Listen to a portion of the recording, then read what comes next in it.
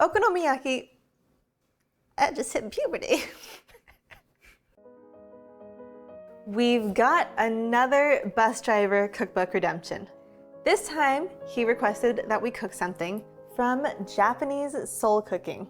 I am always down for Japanese food, so it was a tough decision.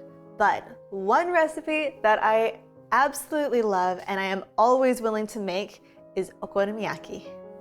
Okonomi means how you like, and yaki means grilled. So okonomiyaki roughly translates to grilled how you like, which doesn't really tell you what okonomiyaki is, does it? Okonomiyaki is essentially a vegetable pancake. Most of the time, it'll contain cabbage and a batter. And a lot of the time, you'll also see pork belly or other meats and vegetables mixed in. Sometimes you will see nagaimo used in okonomiyaki. Nagaimo is a type of yam, and when you shred it up, it gets kind of gooey. This is often mixed into the batter of okonomiyaki. We won't be using it today, but if you ever see that in a recipe, now you know what it is. Okonomiyaki is almost always topped with okonomi sauce, which you can think of as a Worcestershire-based sauce that is somewhere between A1 and barbecue sauce.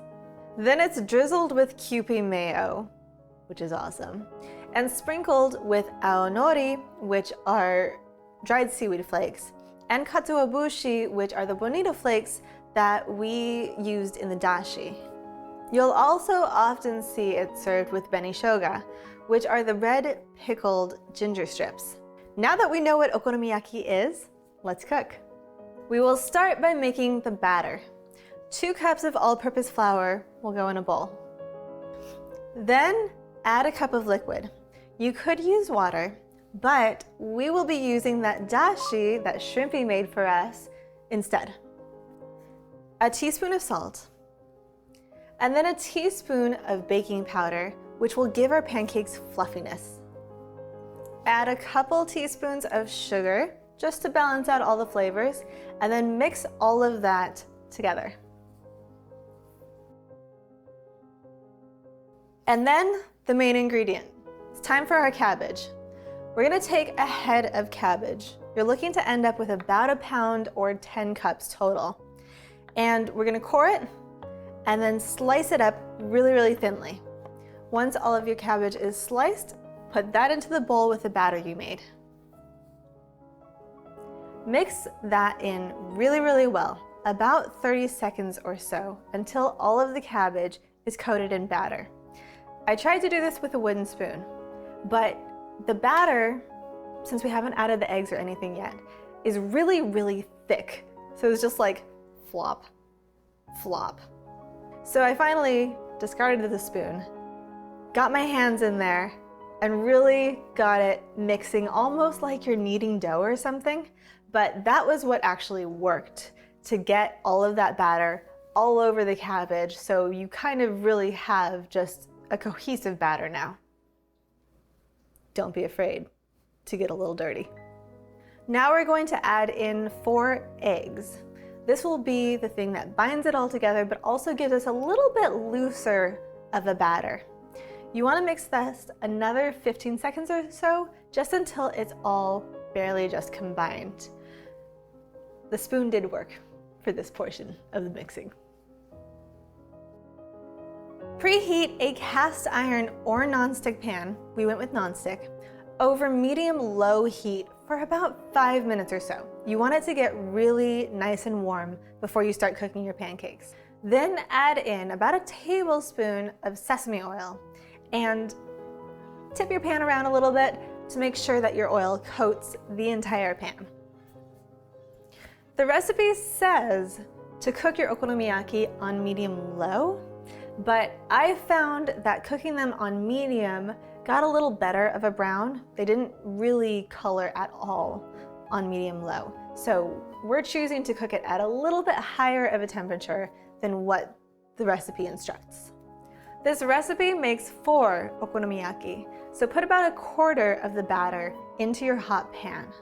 Form it into the shape of a pancake. You want it about 6 inches in diameter, about an inch thick. You want a fluffy pancake. So don't press it down too much. Now it's time to add our meat. The recipe calls for pork belly, but since it's a little harder for me to get pork belly here in the US, I tend to go with bacon when I make okonomiyaki. This isn't the most traditional because American style bacon is not super common in Japan, but it's perfectly tasty. So you can go with whichever you can get a hold of. Regardless, whatever meat you choose to use, put that on top of your okonomiyaki, trying not to layer it on top of each other. So you want the strips next to each other, not crossed. Let the pancake cook for 3 minutes. Then, carefully, very carefully, flip it so the meat side is now down. If it falls apart a little bit, that's okay. You can just kind of like tuck it back together into the pancake shape.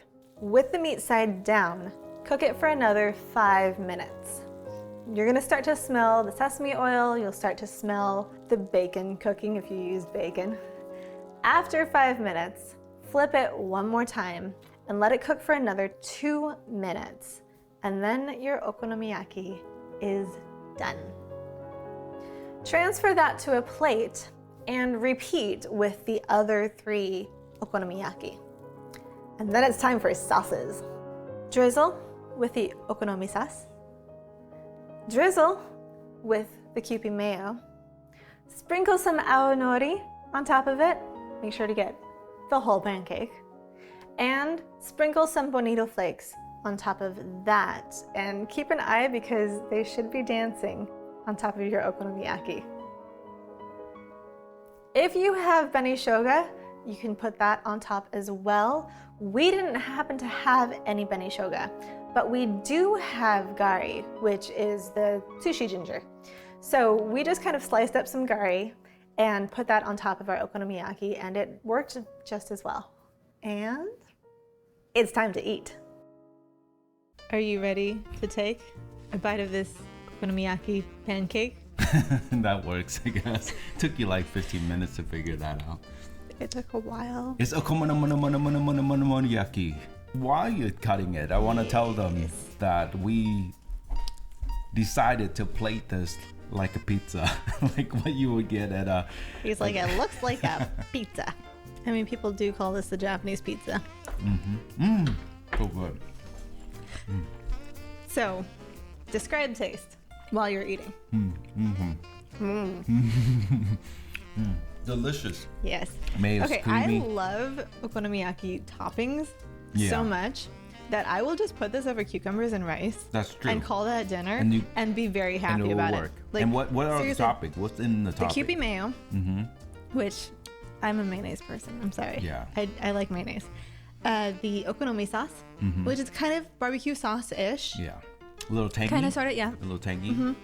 It's Worcestershire based. Worcestershire. Worcestershire. As Shrimpy said. Worcestershire sauce. The aonori, which is the seaweed flakes. Can you taste it? I don't think I can. I have to. I'm a very sensitive person when it comes to smell, but in terms of taste, I can taste good food and I can taste bad food. But usually, I'm not a super taster. Can you taste it? If I think about it, Yeah, I think I can. That's what I was thinking too. Like if I actually think about it. There's No, a I'm lot trying to around the get the green sides. stuff. Trying to get the green stuff and put it on here so I can see if I can taste it. the green stuff, The green stuff. the aonori.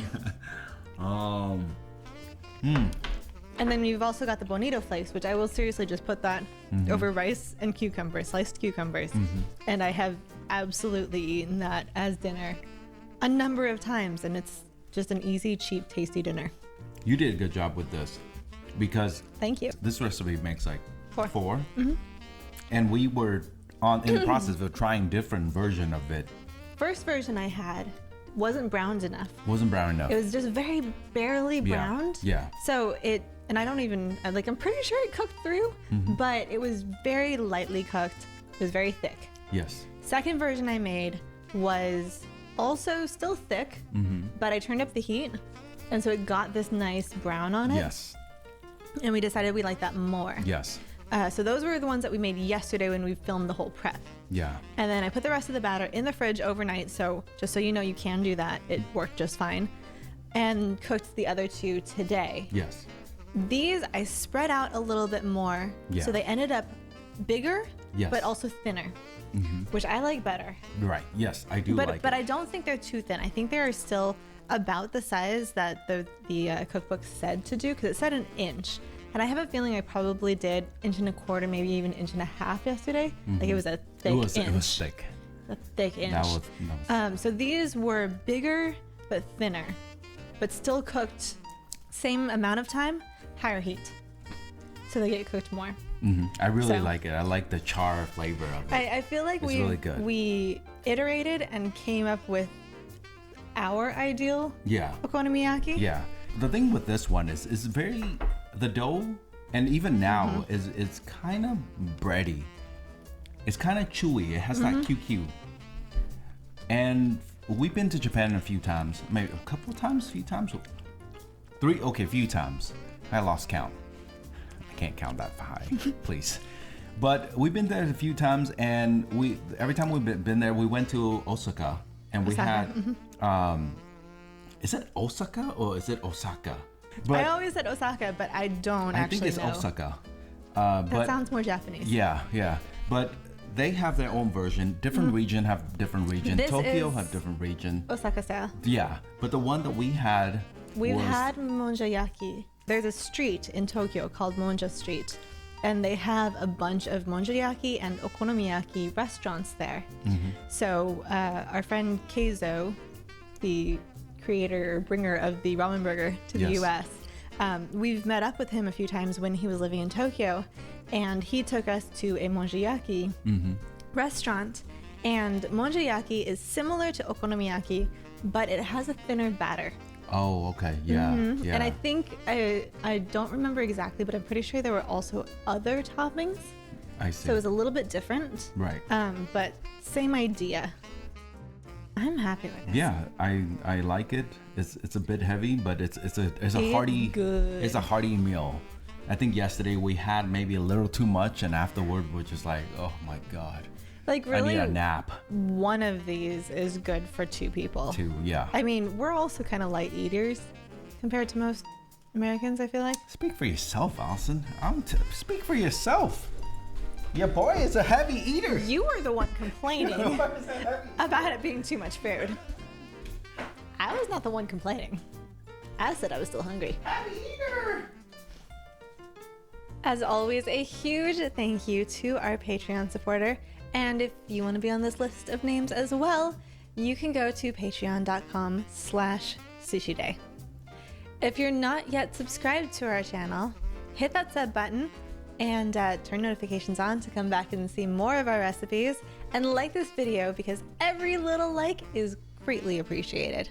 And if you want to see the other videos that we've made that have been related to this, you can check out Shrimpy's dashi video and the kombu skudani recipe that we made with the leftover kombu. We'll see you next time. Oh, hey, Shrimpy.